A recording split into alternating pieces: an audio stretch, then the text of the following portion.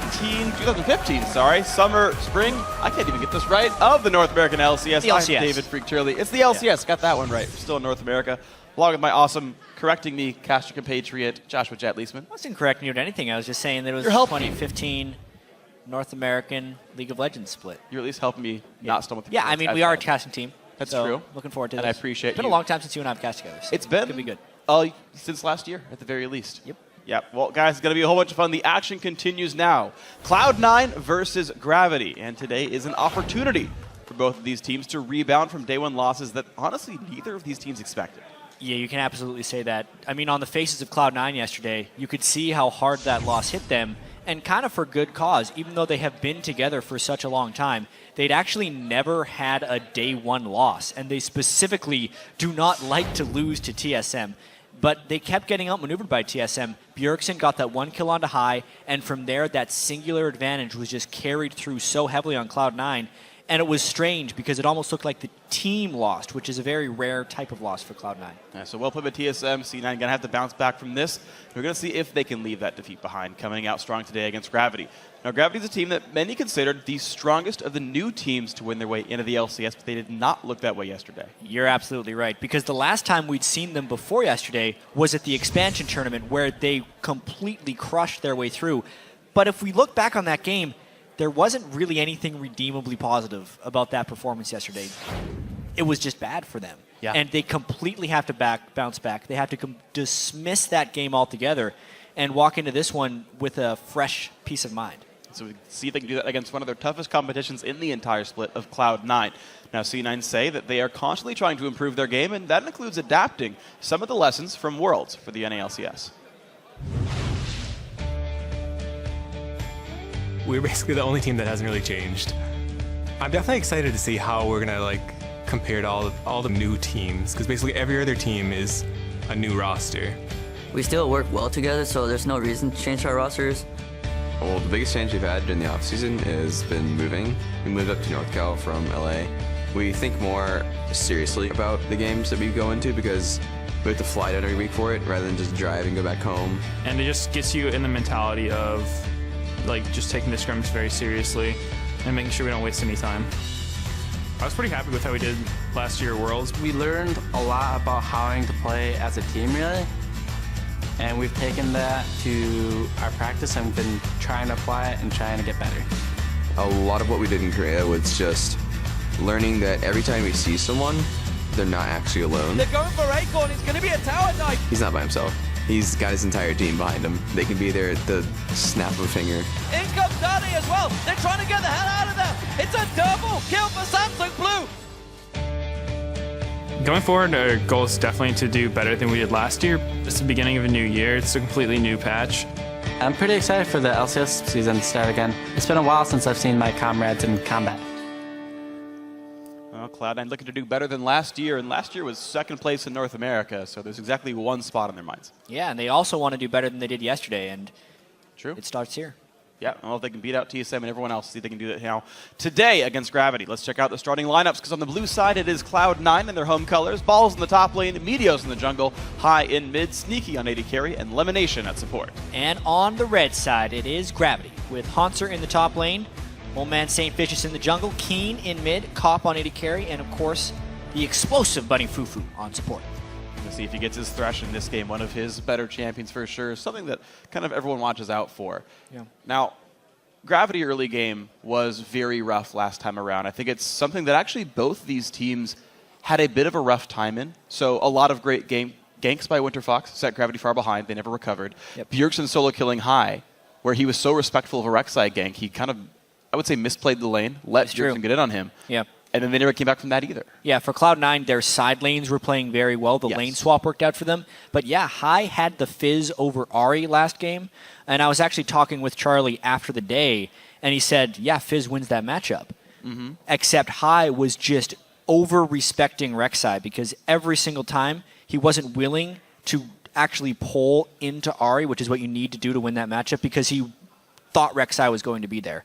And it ended up putting him under his turret and eventually getting solo killed. And then that strength from TSM kind of cost him the game.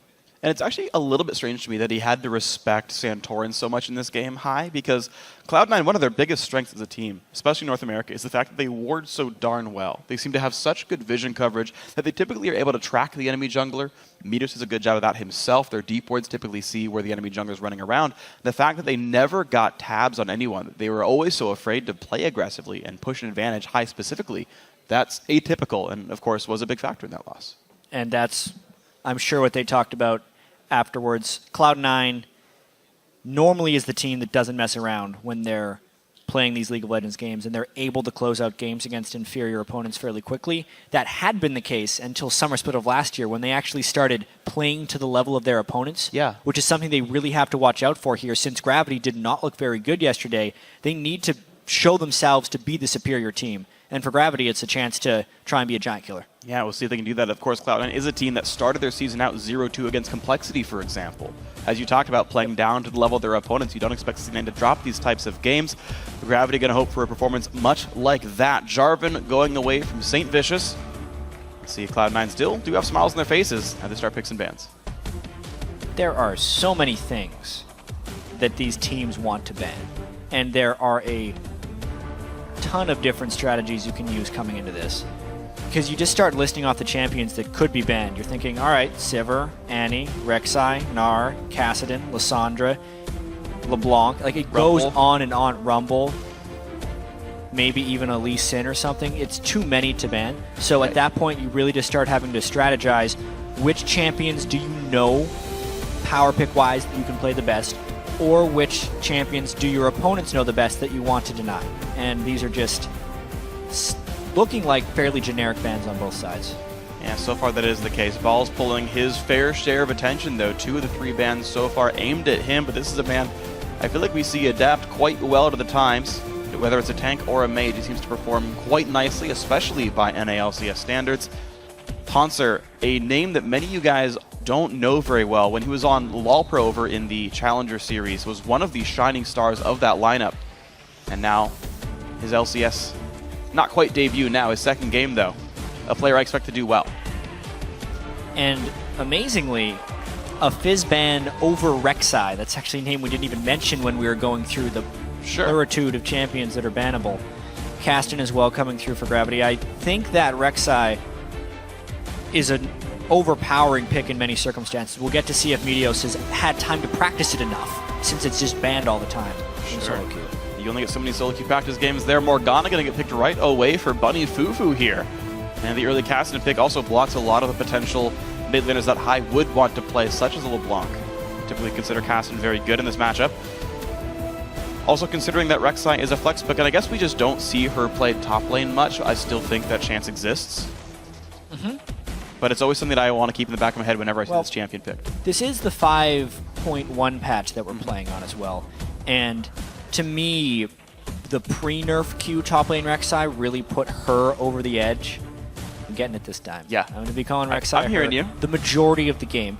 Not making any promises. But yeah, when she did more damage up top lane like that, it was more overpowering there. I think now it's the mobility and the vision control that is really making it a big thing. And with Sion there, it's pretty much guaranteed in the jungle. Yeah, virtually guaranteed in this one. So Janna also comes through for Elimination. Happy to play this game with a very well-rounded lineup. Some Disengage, a big tank there, and a great early game jungler.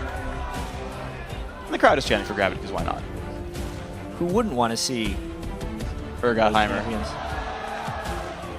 St. Vicious is also, in the expansion tournament, the player to bring out the most off-the-wall junglers. His jungle Karthus was actually very impressive in one of the games.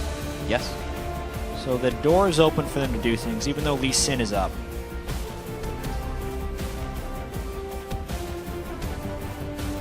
They're taking their time with this for sure. Yeah, and Hauntzer also knows he's facing a Psy on top. They could leave the rest of their lane matchups as blind picks, but looks like they're right away going to show off what they're playing here in the rest of their matchups. It seems like they're just going to really wait on Hauntzer's pick, because maybe they flex that Kassadin up there.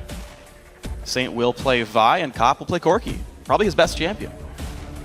Yeah, Cop getting Corki this late into the draft is quite solid, considering that Sivir is already banned away. That's typically what people have been playing against Corki, is the Sivir for the spell shield on the phosphorus bomb as well as the teamfight utility.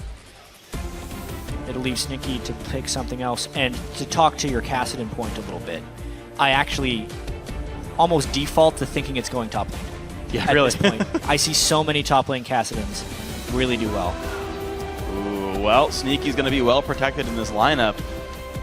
And maybe Kassadin's going to be a big threat there. And also a Black Shielded Vi being very hard to peel. I just kind of thought about that. Gravity might have had a really good read that Cloud9 needed some kind of high damage carry up there. And they've got potential for this one. Yeah, it's going to be an interesting little back and forth here since Orianna and Janna plus a front line of Sion Rek'Sai is a really hard AD carry to get to. Yes. And even though, yeah, Vi and Kassadin can guarantee you get to them, with the shielding that can come out, I don't know if it's enough to actually kill it. That's a fair point. I kind of like that amount of protection Cloud9 threw into the last few picks. And Gravity, if they do this Zed, is just going all in on actually killing the Kog'Maw. Yep. Well, Cop, thankfully for himself, he's on Corki because he's got no protection almost at all for himself. Gravity have a lot of ways of going in, and we'll see if Cloud9 can make them go back out. Really like it. Yeah. This creates a very tense level of power between the two teams, because if Gravity can actually get a little bit ahead and Cloud9 is unable to shield their carry, it'll swing completely in Gravity's direction. But I feel like as soon as Cloud9 gets a little bit ahead, they would just be able to steamroll, since Gravity is really relying on assassination here. They're very short range. There's very weak wave clear here with Zed and Corki trying kind of mediocrely to kill off minion waves if the pushes do happen to start here. Cloud9, great defensive tools on their own. So yeah, I think a difficult battle for Gravity. They have that one trigger that they can pull. And how in the world is Corki going to shred through Rek'Sai Sion? Nope. I know he can do some decent stuff, but he's like a poke, magic damagey, split damage 80 carry that AoEs. You're not getting any of that stuff past a Monster Sion. Yeah, from what I hear from the other Pro AD carries, they do tend to say Corki does more damage than you think late game. The true damage passive actually, I think, very underrated in the champion. You just have guaranteed damage output against a champion like Sion with a Frozen Heart and a Thornmail. But yes, Trinity Force users a bit lower in the DPS scale. Sorc Shoes users lower in the DPS scale. I do agree with you that the front line's going to be a bit tanky here. I think Charlie, in my opinion, came out on the winning side of that pick and ban phase, but yeah, I tend to agree the game with you. decides that for sure. Well, we're going to be checking in throughout the game to see who you think is going to come out on top. Tweet your real-time reactions to @LevelEsports. Esports. Use the hashtag C9win or hashtag GVWin to let us know who you think is going to win this game. And we'll see the picks and bans determine all of it. Likely not, of course. Every time we show this crowd shot, I just see Reginald cheering in full view of everything. It's going to happen all season. He's even the backdrop of like half our interviews. It's great. Reggie's always featuring in every side stage interview. Reginald is omnipresent in the North American LCS. He's certainly one of the players with the biggest impact overall. I think it's fitting. Mito's defensive ward, they would have seen that it got warded. Ooh, they got it too. So Gravity get to be once again in the darkness. And they're going to be able to get pretty good ward coverage over the western jungle. Keen able to watch for invades on his own right. Yeah, it looks like Gravity's scouting the lane swap. Cloud9 had such a great lane swap open against TSM. It would be unsurprising for them to do it again, especially considering it is a Kog'Maw against a Corki. I think Corki wins that matchup pretty handily in the 2v2. Yeah, the one thing that I do want to think about, and you're right that Corki is going to be able to beat Kog'Maw in most matchups, I do actually like Janna against Morgana. Because the attack damage buff, as long as you can dodge Dark Bindings, means your AD carry is better than their AD carry because you have a Janna shield. And so I actually consider this matchup closer as long as you can dodge Bindings. And of course, that is a big if. Also, it's the first time I've seen base Morgana since the patch, the texture update. Everyone runs skins on her. But that is a significantly improved base model. Absolutely. I wonder how long these guys are going to be splitting jungle, because I have seen, and I actually rather like it. Notice how Bunny Fufu is running back to the top lane now. I don't think that's necessary. Nice. Everyone's Balls like, how Barben. did balls die to the Raptors? It's a plan. Yeah, he kills it faster if he executes himself, actually, because he gets the attack returns passive, hits level 2, revives very quickly at base, and can immediately teleport to lane. And it's the same plan as the first time for Cloud9. Balls immediately TPs top lane and tries to just absorb experience. Now, Corky Morg does have threat here. And Balls has to be aware of getting jumped on. I mean, Dark Binding's been learned here. Does everyone Saints in up there too? fantasy with Balls just lose half a point because he did Raptors? Yeah? Yeah. Hey, he gets 4 CS for it, though. So they lose 0.46 points. Well, there we go. He's already making it back. I'm just, wow. Yeah, he's able to be so relentless here. And there's Yeah, just I wonder no how threat. much he's going to shove out. I mean, because he was able to get level 2, and then Sion actually has very good distant wave clear skills. I wonder if he's going to be able to continue to CS because of his level advantage in that lane, even if he's gotten the lane shoving the other direction. That'll be really interesting to watch for. True. And he did just get a friendly ward down from the recall to watch for any jungle ganks. It's not even a good way for Saint to jump on him. Binding, will it come out here? Is it even up? Yes, it is, and that's actually the big risk, because Balls gonna die. Yep. There goes another half point in fantasy. That's too bad. Really, Balls overstaying right there, unless it's all just a brilliant CS strategy. He got 3 more. With his 15 CS, it's not worth the kill giving up on the other side. That's 400 gold to Bunny Fufu, which can litter the map with wards this early on in the game. Yeah, he had the dodge of Binding for that to be worth it. Even just flash it or something. Didn't happen. Great play by Gravity. And this slowly farming Hauntzer is maybe going to have an okay game now. Yeah, Since it's true. Balls We are always pretty have to big. look at the other side of the coin in these lane swap scenarios. And keeping a Kassadin down early game is typically more valuable than keeping a Sion down early game, just because it takes much longer for Kassadin to crest into a useful champion. And at 5 CS at 4 minutes and 15 seconds and only level 2, Kassadin's nowhere close to being useful. No, not at all. I mean, even the value of levels, I think, is lower than it is on Sion, where he's going to get all his tank stats, whereas Kassadin's abilities barely even gain damage by ranking up. Like, he really is so gold dependent as a champion. And this elimination, great bind. Here comes Saint as well. A lot of good burst. Lemon forced to use his flash. Yeah, he had yet to skill up his Tornado, so his peeling ability was non-existent right there. And the lane swap roaming early game by Gravity is actually doing better than what Cloud9 has thrown out in a lot of scenarios. What's impressive, though, is despite getting a 600 gold first blood, the game is only less than 100 gold apart. So the farming for Cloud9 is making up for that death. Meteos spots Bunny Fufu. That's an easy knockup, and uh-oh, Morgana's got to be real careful. Gonna flash the wall. Now Hauntzer's forced to run away, too. Trying to keep that support away from Haunter as much as possible. You can definitely see the focus early game on Cloud9 right now is on keeping Haunter out of the game. And on Balls, just being very aggressive with his CS. He is not backing down, especially now that he knows Morgana is gone. So he bullies Cop right out of that lane with that minion harass, or the scream harass that he has. Yeah, seriously, just shouts at minions, and it does a lot of damage to people behind it. And with Meteos actually tilting that bottom lane that should have been a fair 2-on-2, since top lane should be a fair 1-on-1, makes it even easier for the Freeze to continue against Haunter. 7 CS now. He's practically got less than the supports. Not a great start to Gravity. Cloud9's, by the way, winning by 300 gold now, despite being down a kill. I mean, this is one of the reasons they continue to force lane swaps. Even in the North American playoffs, they were lane swapping frequently when almost nobody else was. And they continue here. Despite giving up first blood, they have again accrued a 400 gold advantage. Now the turret a bit under fire. Haunter taking poke as well. And of course, Morg can't stop any of this.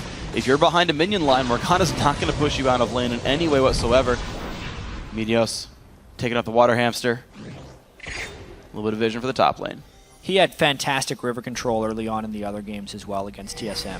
He's really focusing those scuttle crabs early on in the game. It's worth it. It gives you control over roaming in a lot of ways because it makes your warding much more simplistic with the guaranteed ward in the river, as well as giving 85 gold per time he kills it, 50 for the kill and 30 from his jungle item.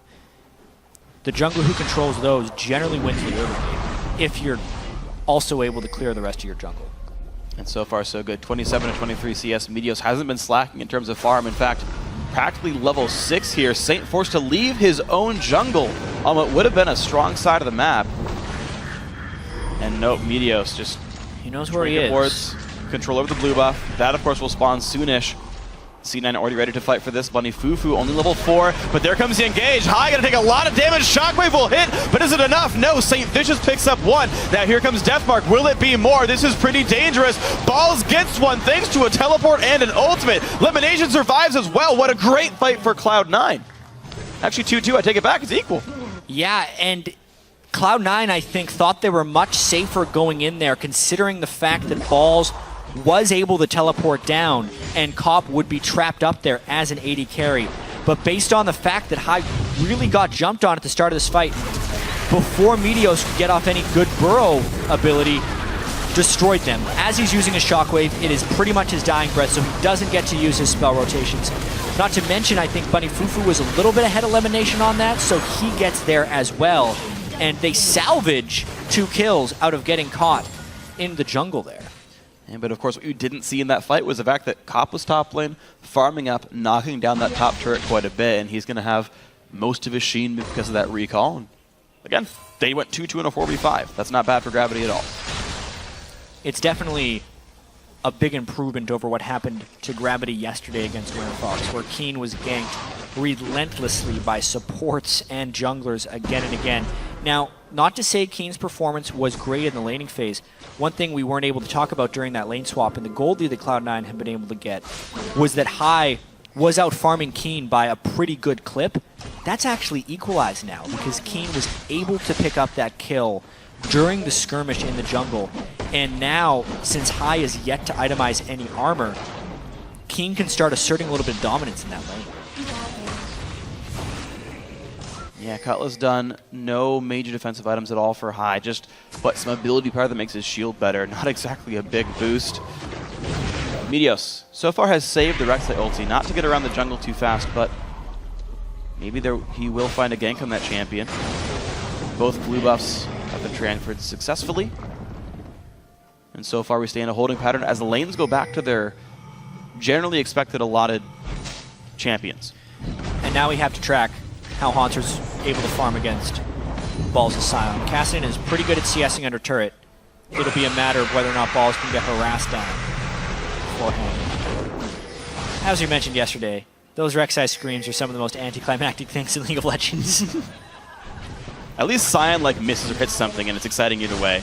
Rek'Sai just shows up and goes, all right, Raptors, let's go. Time to farm. Speaking of which, I actually think Meteos is going to be looking for some engagement shortly. He did the classic Rangers Trailblazer while he's farming, and then when it became time to upgrade to his Warrior Enchantment, he's gone with the Chilling Smite option. And that is the item for Rek'Sai, as it allows him to close the distance and get the knock up with ease. That's going to be a good thing for Meteos then. Got plenty of rage. Going to be able to fight quite nicely here. Despite being 0-1, I think life goes okay. And of course, you can see that Cloud9 intended for all these lane matchups to exist. You notice that Balls' first item pickup was, in fact, Spectre's Cowl, expect to be fighting Kassadin, not a Zed, not a Corki. Knew that actually fell right into Cloud9's hands, by the way. Knew it would swap back eventually, and also because Dragon will become an objective that Gravity wasn't going to want Corki up there forever, otherwise they would basically just have to forfeit those things based on the teleport advantage. So a smart item choice there, but the question will be now how well they can capitalize on this, you know?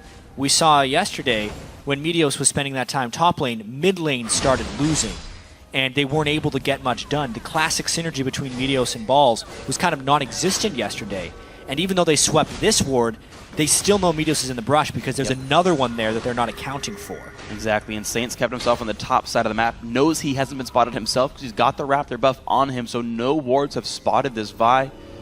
However, Cloud9 get cold feet. They see, hey, upper jungle's cleared. Saint was here recently. They get some wards down, that's nice, but otherwise that just stalls out.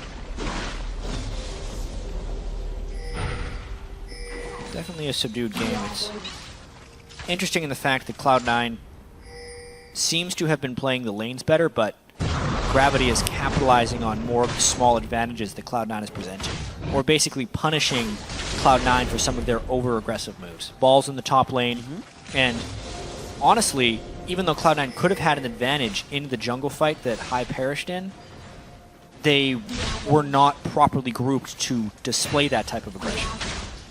Yeah, the fact that Gravity, I do just want to call back to the fight because it was so good, immediately, without hesitation, went in, You had a flash Vault Breaker for St. Vicious. The Zed came in right away. The binding was there. They just jumped on the first guy they saw in the invade. Gravity definitely not looking shaken from the first day's loss.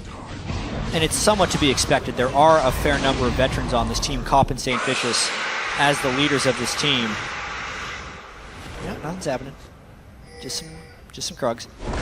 But honestly, this point in the game is when Gravity is going to have to get some farm onto their assassins. The gank from St. Vicious needs to work. I think he should probably be working on Keen the most. Try and combo a kill onto High if they can get there without being counter-ganked. That's the fear, because Rek'Sai is so good at counter-ganking. I don't think Sion's a gankable lane for them right now. And if the game continues at this clip, it does seem like the protection that Cloud9 can offer Sneaky's Kog'Maw will kind of grant them an ultimate victory. So it's not Cloud9 that needs to be pressing here. That's one thing to watch then is Gravity. Can they keep the aggression going? High so far feeling safe despite being in the face of a couple of wards, but he's got teammates to make sure nothing bad happens to him. Though Gravity holds control of Vision over Dragon, that might not mean much. Cop loses the recall. And Cloud9 really happy just to toy with these guys and make these fairly slow, minorly safe, aggressive plays. Yeah.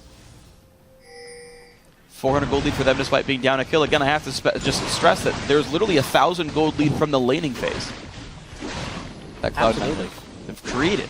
Yeah. I wonder if they'll turn their eyes towards Dragon Control, or they're willing to just kind of ignore it and wait for the other guys to do it. Yesterday we ended up seeing a pretty big difference in strategy. Some teams not able to go for Dragon, other teams heavily prioritizing it. Yeah. And I've actually kind of been waiting for two teams with the same mindset on Dragon, that they only want to take it if it's free or if the other team is taking it as a counter, to meet against each other, because then no one's actually going to be doing Dragon until about 20 minutes, since they'd both just rather counter. There's that mid lane game. There's a hard engage, a lot of ultis burns, Shotgun comes in, but it is not going to be enough. St. Vicious gets the kill despite a death mark. Balls shows up, Saint can just hop the wall though, does so safely. Meteos also forced to retreat. Ball's not going to die here, but you said get some kills on Assassins, there's the start. And they burned everything. They brought the house at High right there. Flash on Saint, flash on Keen, and they are able to close down the kill, meaning next time there will be no flashes all around the park. So they should be able to do that again as soon as ultimate cooldowns are back. 3 flashes, 2 ults for that one. The flash is going to be 5 minutes away, but hey, 1 kill at a time, maybe that's fine if Cloud9 refuses to play aggressively and make you pay for those cooldowns. Ball's going to stay and actually roam himself towards the bot lane, interestingly enough, because they've sent Sneaky top to, I presume, continue bowling Cassidy. It's interesting. That's going to really hurt their Dragon control.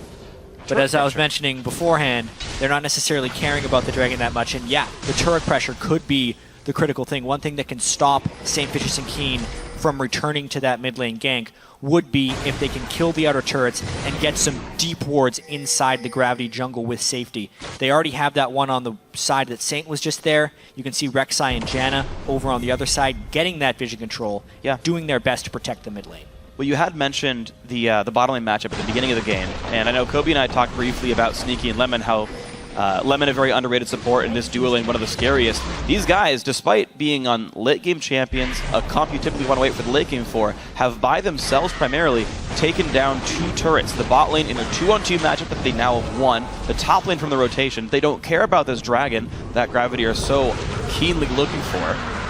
Yeah, well basically because Gravity was not able to track the move up into the top lane, this was one of those gifted dragons that Gravity is just going to take. I don't think that was a prioritized dragon by Gravity for any means, but it's going to be nice to get that 6% attack damage and ability power, more so when they get a few more items. Yeah, I think Keen's already going to have a good amount of help from that one. He builds a good enough amount of attack damage, and Zed does scale quite nicely on the stat. But you're right, as time goes on, that first dragon is worth a large bit more. And actually Saint, and this was actually a nice aggressive tunnel usage. Saint's getting jumped on. He's gonna go down. The flash on Burrow misses for Meteos, but who cares? That is Saint getting killed. Well, it's gonna be a continued fight because they're collapsing. Good shocker though. Hauntzer forced to flash away himself. 1 hit from Dead. He goes down. Nicely done. Sneaky on a double kill. And is Gravity really going to stay? Keen wants to, pokes him down. Ults on the high, who's got no mana. Buddy Fufu claims the kill secure. Keen still on the chase, some nice rockets, but Keen, one hit away, just limps out. Sneaky is ignited. Rockets still firing in. Gravity are certainly not done, but Meteos is going to try to turn this one around. Is it enough, though? The puddle. Bunny Fufu has got 3 kills this game and is a bit aggressive here. He binds Sneaky, but the no living mana. artillery forced them back away. This is a hectic fight. What a battle those guys had on the side. By the end of it, Saints all the way on the other side of the map after respawning. It seemed like Gravity was just piling in mindlessly after the Cloud9 catch, but they were actually able to turn 2 kills out of it, thanks to some nice play from Bunny Fufu's Mord. You can see right at the start here, Saint with his exhaust didn't want to try and burn any damage. It could also not escape. He is making the call right there to have the fight turn around. That's why he would use his ultimate, and that's why Gravity tries to come in. But they don't necessarily account for high. The shockwave onto where Hanser Riftwalk was a huge turn there, and they really underestimated the damage of a Janus shielded Trinity Force Kog'Maw. But the fight and replay are so long, Cloud9's already back pushing the mid lane. And so Xeon had gotten 2. The fight ended with Gravity finding 2 more at the end of it all, so it went pretty equal, all said and done. But of course, when you've got 2 turrets and you've been outfarming all of your lanes, not to mention the 80 CS lead top specifically, Cloud9's ahead here. The Kog'Maw's going to push down this mid turret. 20 minutes in, the outer ring has already gone down. And take what you will out of Balls dying once in the top lane early on in the game, and the failed invade between High's Orianna. The lane swap worked. It worked wonders for Cloud9 because of that monstrous discrepancy in Balls' CS and Hanser's CS. The Kassadin is required for the Gravity team comp to work. Yeah. They need Kassadin, Zed, and Vi all to be serviceable in order to shut down Sneaky. And the fact that Hanser is not even close means those 2 kills from Sneaky may turn out to be insurmountable as far as Gravity coming back in this game. Yeah, and honestly, keep in mind, there is so much scaling available. Not just because it's traditionally Kog'Maw, that's how the champion works. Elimination's got a Magize, is likely not to die very much this game. That's going to be some more power, some bigger shields, some more heals that can't be pushed through. And we don't talk about it much. Sion's an infinite scaling champion. He's getting a lot of farm up there on the champion. The highest in the game gets bonus health every time something dies. And will also be unkillable. They're going to try. They get some damage on a Sneaky. Meteos gets away a bit, but Sneaky very, very low. Shockwave catches something. Bunny Fufu really going in for this one. 1 kill picked up. Sneaky's going to be the second one. Wow, the assassins are working. Keen gets high as well. Everybody is dying. It's really only Balls left at the cost of 2 kills. Super worth it for Gravity. Unbelievable that Gravity was able to get a continual flank. I mean, that's why they were picking so many divers. It was going to be that push and pull between the protection and the assassination, and this time the assassination gets a royal flush and they just destroy whatever Cloud9 had right there. I can't wait to see that fight again, but they are pushing their advantage off of those 4 kills. Will they get turret number 2 for this one? Trinity Force BF Sword Corki is going to be a lot of damage. Zed with a Blade of the Rune King, enough attack speed to make it even more. And yes, 2 turrets answered back. Gravity have equalized the turret score and equalized the goal. Let's take another look at this one. I mean, he doesn't even land the binding, but because St. Bitches got his Q onto Sneaky and then the lockdown, they just couldn't work around the field. The shockwave from High, completely lackluster. That was needed to stop them down. And Balls was not there as a front line, so the Assassins could actually come clean through. Even with all the flanks warded, because Sneaky was a little bit too far forward, they were able to get that fight. Wow. This is a big blunder by Gravity, though. We've seen this before. Cloud9 sneaking a very early Baron, of course. 5.1 the patch we're on here. Barons don't last too long. Everyone on Gravity is bottom. No one guessed that was going to happen. You have to wonder why. Yes, there was some lacking ward control. Dragon is not even up. We're 22 minutes into the game here.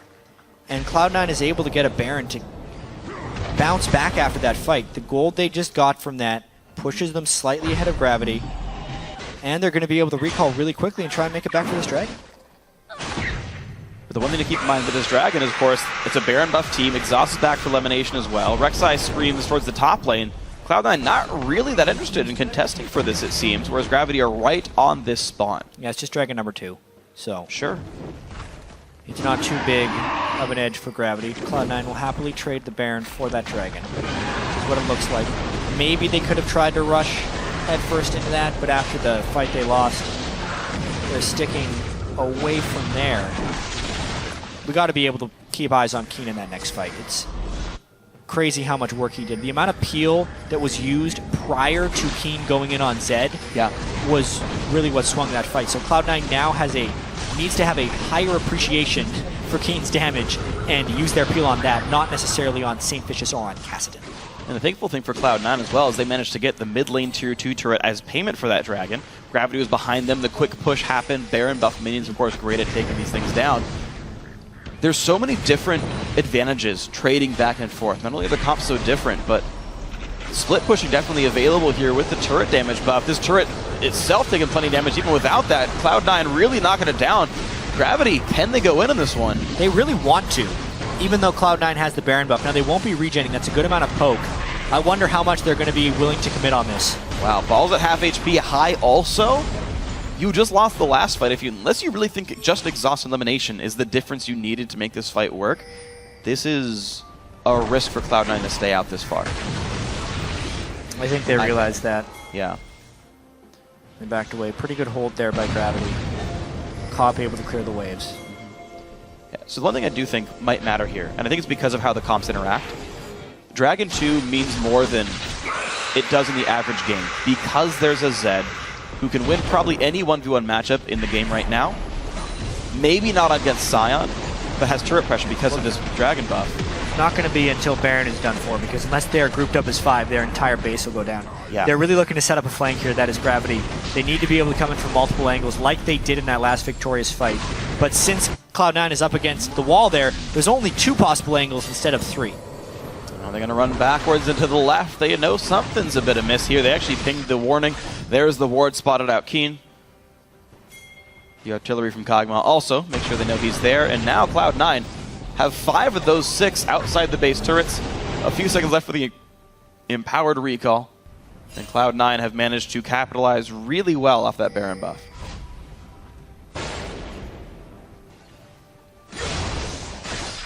It's almost like the game is resetting a little bit here. Baron was able to take down several turrets. Gravity still sitting on their inhibitor turrets and an outer one on the bottom side. And we've seen a little bit of everything here. Gravity winning the majority of the fights, but only if they can get flank position. And only if High misses his shockwave.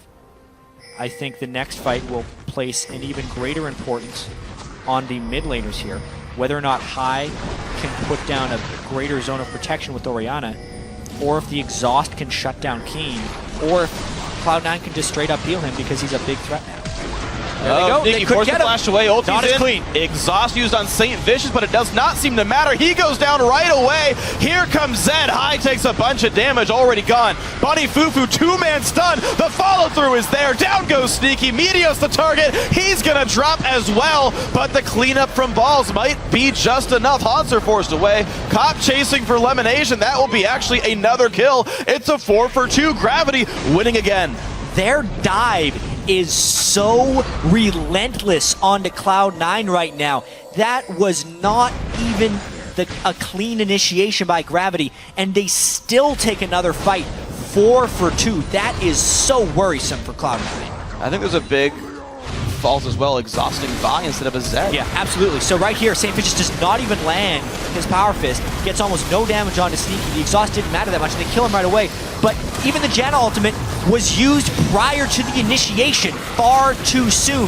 Gravity is relentless. Unless you peel the right initiation, it will not work. It meant Bunny could get in for the ultimate stun, it meant Keen could fly in, it meant Haunter could fly in. The peel was just used at the wrong time for Cloud9 in watching that fight again. Yeah, and High actually died so fast he couldn't even shockwave barely. It was about a quarter second from it going off, got one shot by Keen on the Zed there. Man, if he were exhausted instead, that shockwave would have happened. So many ifs, of course, but not the case. So the relentlessness from Gravity is paying off. Kudos to them. And of course, Sneaky can't play any more defensively, really. It's still a hyper close game, though. If Sneaky is able to get protected, and his damage is just going to keep getting higher. He's actually not doing an absurd amount of damage yet. He's not full Kog'Maw. and High may have a good fight yet. There was a really nice play by Keen in that last fight, basically going for High when everyone was expecting the focus to be going down onto Sneaky and taking him out of the fight. Cloud9's got to keep up the pressure, though. All right, 6th turret goes down. Cloud9 not flinching from these losses. Zhonya's Hourglass now done on High as well, means now they can focus their attention on Sneaky, because High will not die to a death mark here if he plays his cards right. Savish is spotted on the wings. His ulti's back up. In fact, every ultimate is available for Gravity. Cloud9, same situation, though. Dragon up in 30 seconds. Cloud9 so far controlling the area. Oof, it'd be a nice boost in damage if they did get it. Those 2 ults and an auto, I think, to take Keen to half health. Yep. That's Triforce Kog'Maw for you. It's going to do about that much damage. Speaking of that second Dragon buff, giving more damage to turrets. Yeah. Hauntzer was able to do that split push, not only on the Zed, but on the Kassadin. Yes. An even safer split pusher, just not as threatening for speed. And never forget what Cop can do on a Trinity Force AD carry. Those things are very good at killing turrets. But look at this. Cloud9 don't care about the Dragon. They're setting up Baron and daring Gravity to ever try for the Southern objective. I wonder if Gravity would just give up another Baron. Take Dragon number 3, say we'll hold you and fight you if you try and come in. You can tell they're willing to take a few risks with the Baron Pit. They do have that nice ward in the river as Pop solos the Dragon. Very nice. And that's Dragon number 3. More mobility. They can fall into these fights sooner.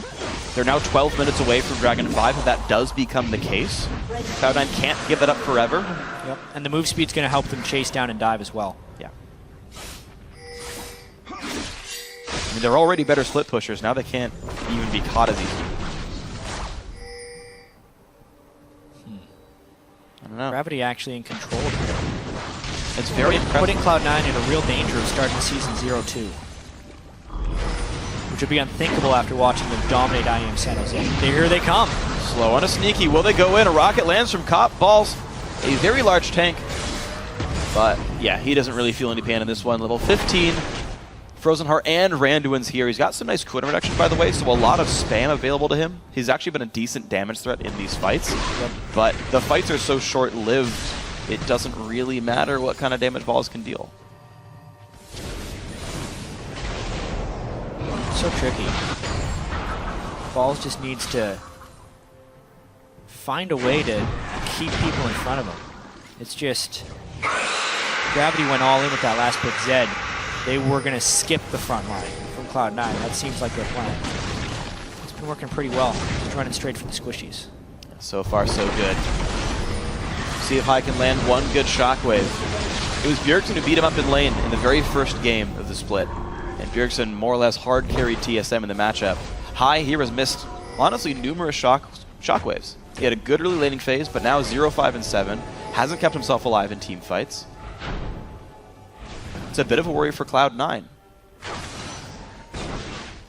And now a Baron attempt. Now they get spotted going into the pit.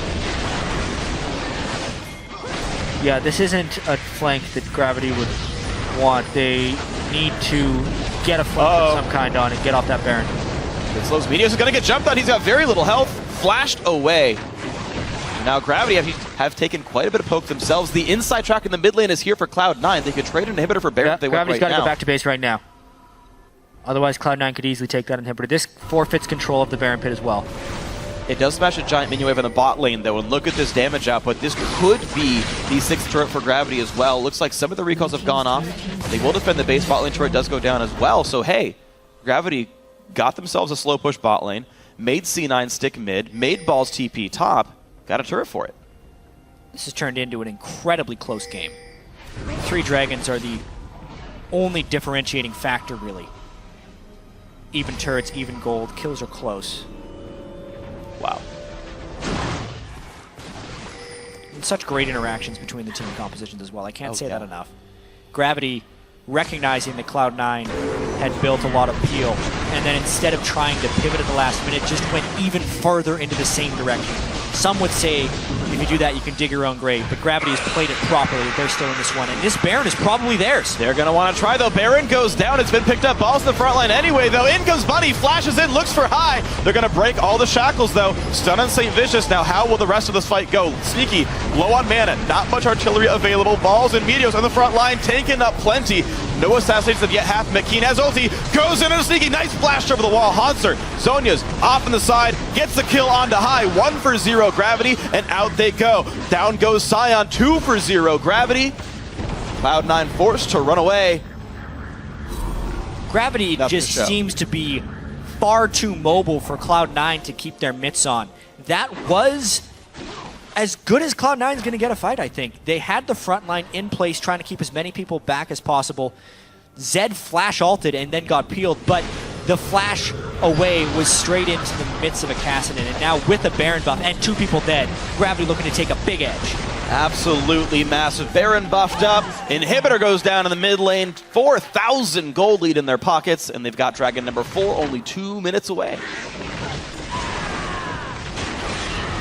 What Wow. a way to bounce back. I mean, after Gravity Got destroyed. steamrolled by Winter Fox, a team that is running with 3 substitutes, it goes to show you how anything can happen in the LCS, and anything will happen in the North American LCS if you wait long enough for it. This is quite a performance here by Gravity, and honestly, some definite miscues by Cloud9. I think the early game team fights, the peeling was done improperly, and it's led to fights like this, where basically the initiation is not clean from Gravity. The front line is actually set up by Cloud9. Meteos and Balls are in the right place, zoning out St. Vicious, keeping them back. Morn can't do anything. But then this back line is too far separated from the front line. High gets nearly blown up by one combo, finished by the second. All the while, people are trying to protect Sneaky. It just becomes too chaotic and too spread out. The conventional team comp from Cloud9 needs to stick closer together, but the mobility from Gravity and the fedness of Kassadin now, despite that lane swapping, getting to Zhonya's and Rod of Ages plus the Void Stab, it's just too much now. Kassadin has actually been able to achieve a proper level of farm thanks to the team fights going Gravity's way earlier in the game. And it's just impeccable how they've managed to navigate this game. I think their champions individually are more self-sufficient. You talk about their mobility. I talk about the fact that Cop doesn't need peel. He can do it for himself, and there's no way a Sion threatens a Corki ever in the world of League of Legends. And Sneaky's got to be like, well, there's a Zed on one side, a Kassadin on the other, sits in the middle of the fight, lets High go down, and Gravity makes the fight so split up. It's amazing to watch them play this. Dragon's up now. This will be number 4. I can't imagine Cloud9 contesting this. Yeah, looks that way. They still have the Baron buff and an open front door to Cloud9's base with that inhibitor, which would make the flanking somewhat possible. But I'm very curious as to whether Gravity would be willing to dive on top of one of those inhibitor turrets. The amount of punishment that an assassin would take if Cloud9 can hold stronger to these turrets may be enough for a final fight, but Gravity's been very hard to dissuade from initiating in the past. Let's see what happens here. They lose their Baron buff, so it's very hard to siege out. They have very few siege tools, so Corki does really high damage in short bursts, and actually he's not that catchable outside of a flash shockwave like onto Rek'Sai. I think that would actually catch Cop out, but that's kind of the only option I feel they have. And that said, Gravity do not have to play aggressively. In 6 minutes, they get Dragon number 5, and that could be all the siege tools they need. In 4 minutes, Baron respawns. That might be all the siege tools they need. It definitely seems like at this point, they just need to take shots with Bunny Fufu's Dark Binding. And if one of them lands in 5 minutes, maybe they can get a nice turn. If it doesn't, then they go take Dragon 5. Yep. They'll actually overlap. Dragon 5 and Baron will overlap. At least a little bit. Interesting timing.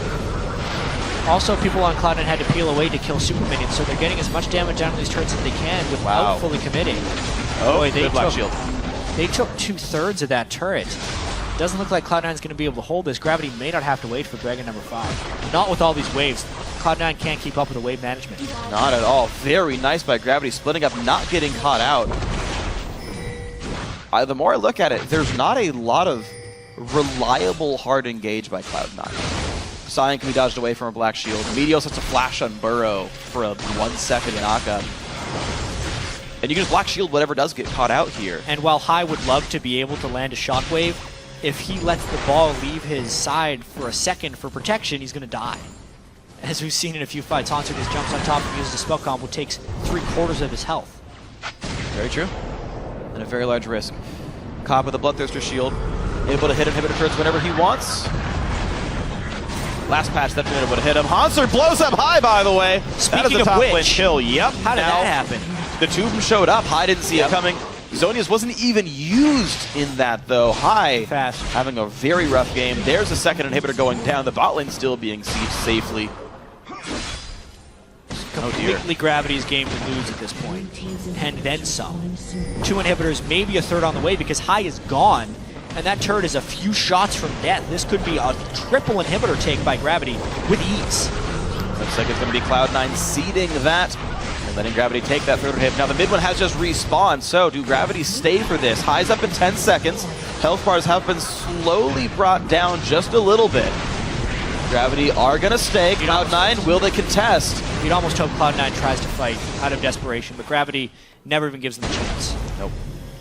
So triple and hit, dead throughout the Baron respawn. About the time Dragon comes back up as well, but this could just quickly be recall to base, buy some items, a Baron if you want, and ride some minions into the base. We'll get to take a look at this high death as well. Yeah. Wow. You're not going to get to Zhonya's there. But once again, the ball was gone for half a second, and he got jumped on by 2 assassins.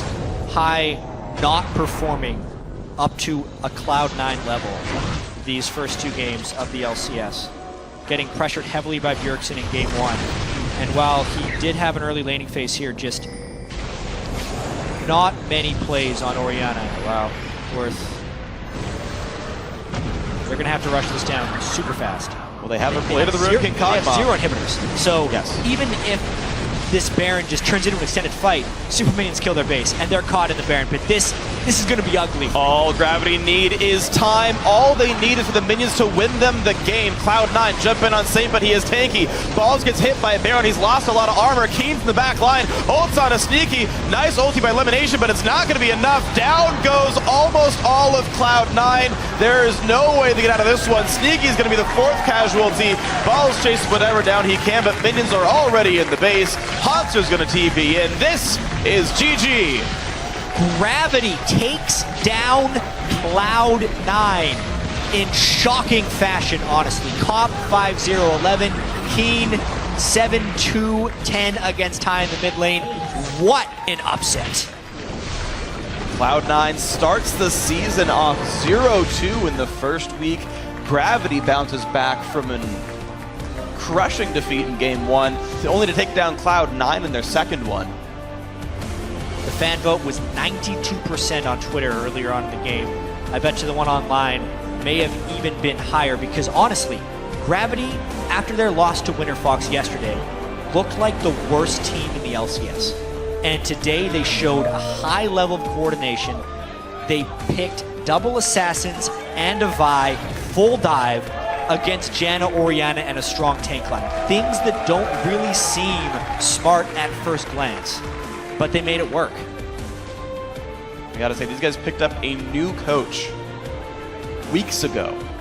No other support staff. Went for an incredibly ballsy composition where there's no fallback pattern. You've got to be able to just pick fights and win them. They were even down in gold. They were getting pushed in. They lost the lane swap. All of these things that you expect to be inflicted upon you when you face Cloud9. And Gravity did not flinch. 22-8 in kills. I mean, they just stopped dying after a certain point. They really did. Once the dive started working, what's going to kill you?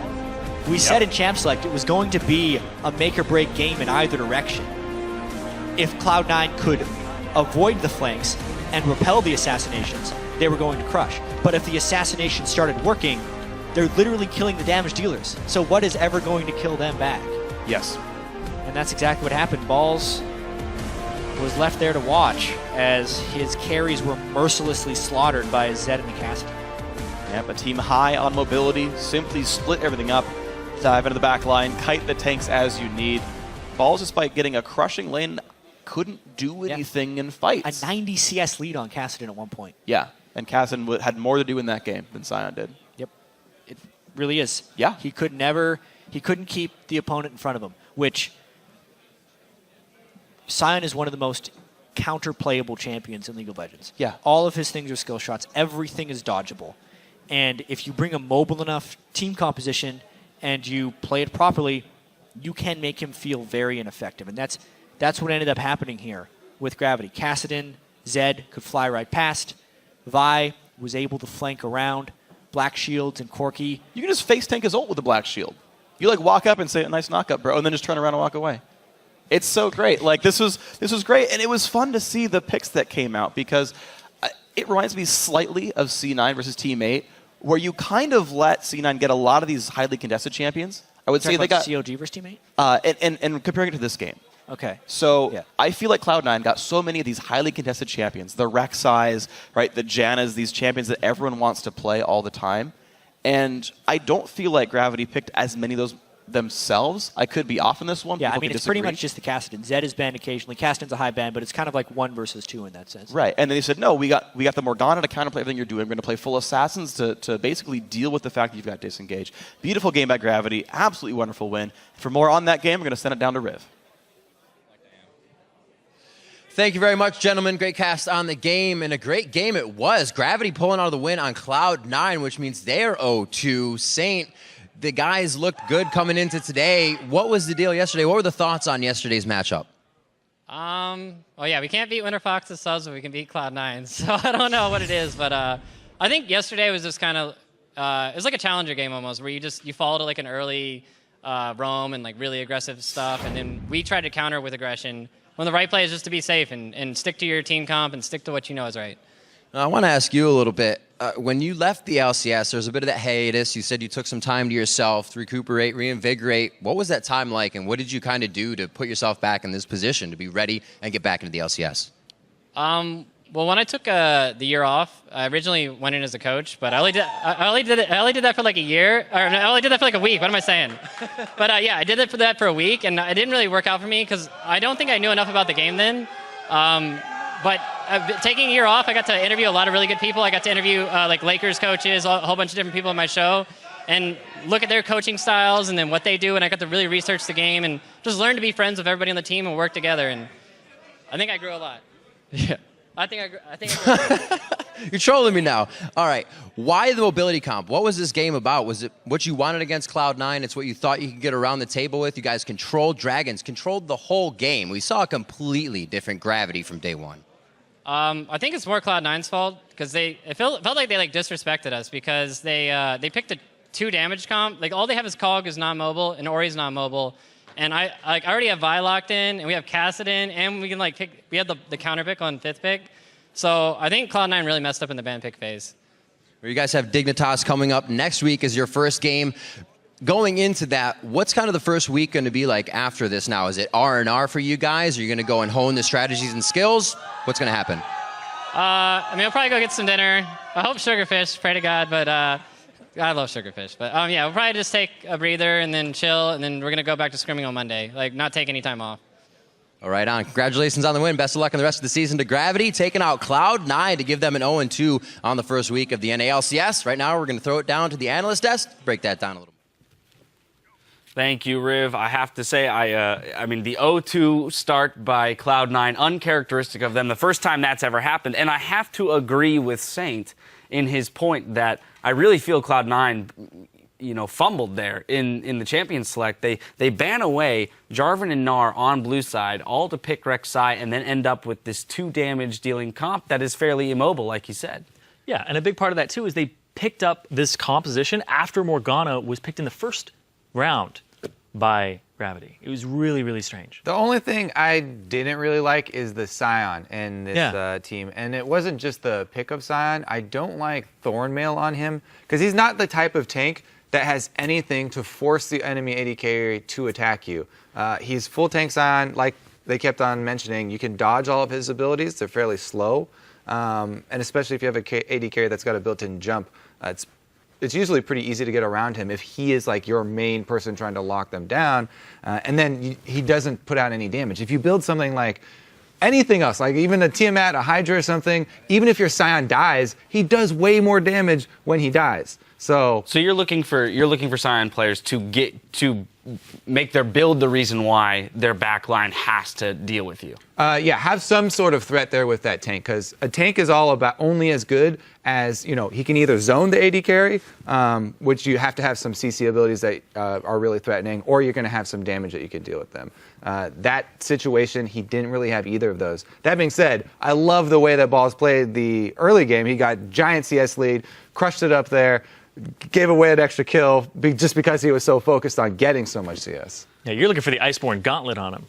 Make people, like a little more kiting for that to protect the Kog'Maw. That's what I'm thinking. I mean, that Hydra, anything that gives you Frozen Mallet, who cares? But that too is also worrisome. The fact that he was up, as Jat said, at 1.90 CS. I mean, early 90 to 45, double the CS that early in the game is just humongous. It is worrisome that Cloud9 is struggling to take these early game advantages that they find themselves with and convert them to victories. Yeah, they did it yesterday too when they had the better lane swap. They come out on top because they're better at freezing lanes and kind of making advantages there. But then when the junglers kind of get in the mix, it seems like the enemy jungler usually is just one step up over Meteos at these times, ganking the mid lane. And that's where we see these advantages coming from in these last two games. I did feel kind of bad for Hai because he was doing really well in the mid lane, early levels, and then they take that little excursion into the enemy jungle following Meteos that really turned it around, got them in trouble, and that was what, kind of all started the downpour there. Right, immediately following, there was another gank mid. Everyone piled in on top of Hai.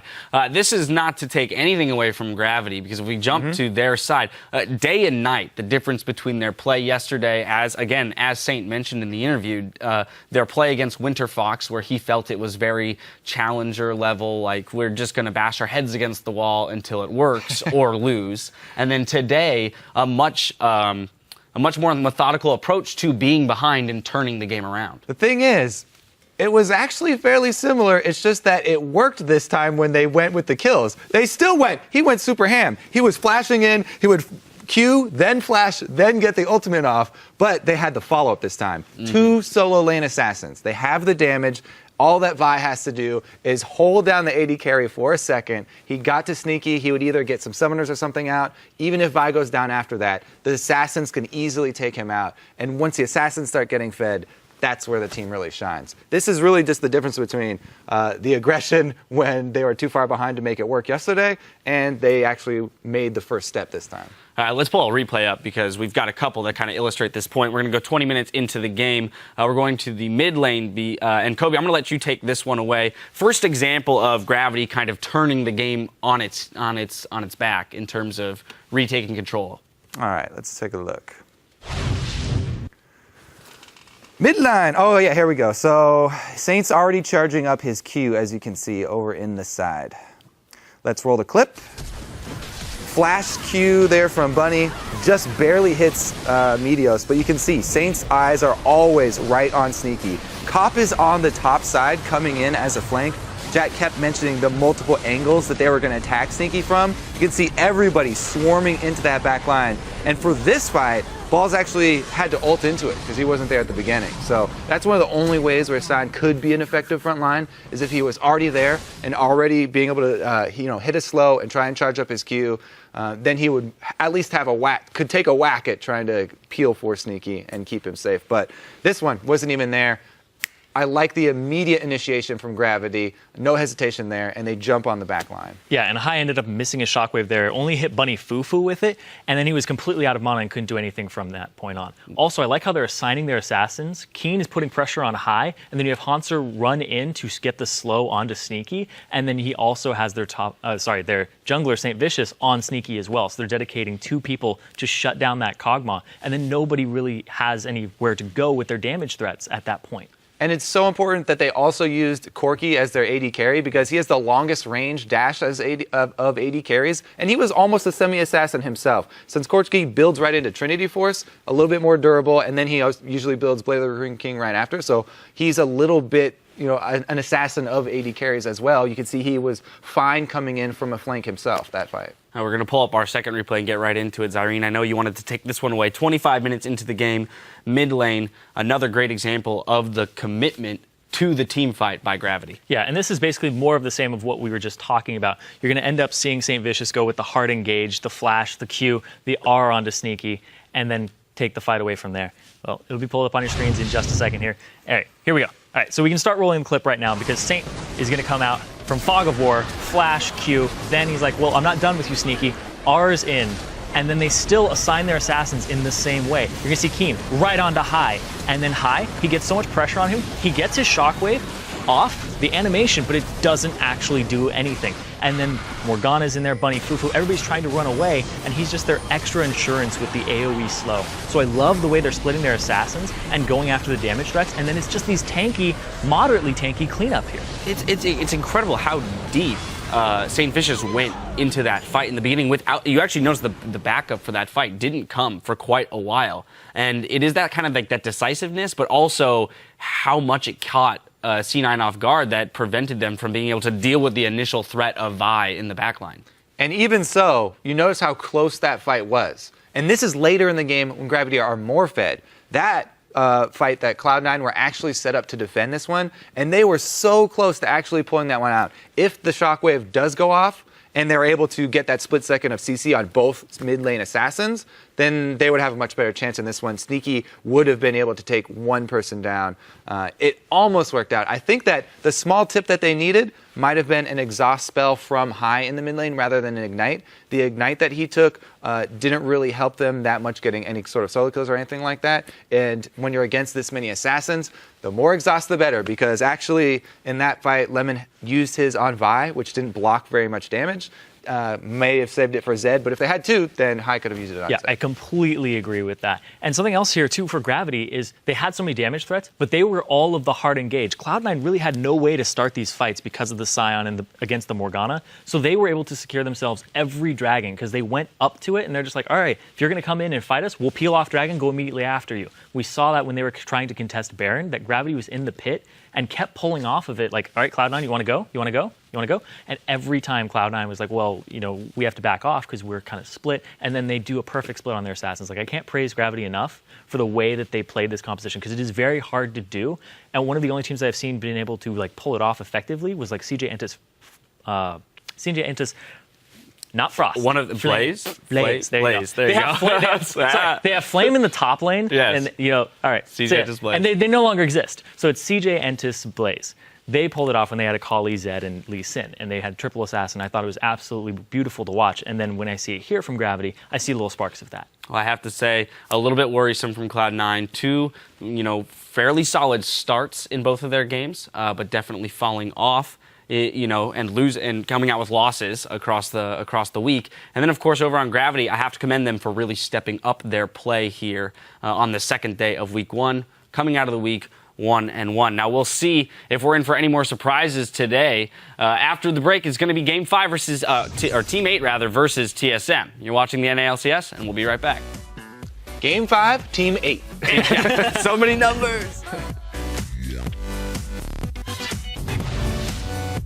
Continues now. Cloud9 versus Gravity. But there comes the engage. High gonna take a lot of damage. Shockwave will hit, but is it enough? No. St. Vicious picks up one. Bunny Fufu really going in for this one. One kill picked up. Sneaky's gonna be the second one. Wow, the assassins are working. Keen gets High as well. Everybody is dying. Here comes Zed. High takes a bunch of damage. Already gone. Bunny Fufu, two-man stun. The follow-through is there. Down goes Sneaky. Meteos the target. He's gonna drop as well. Nice.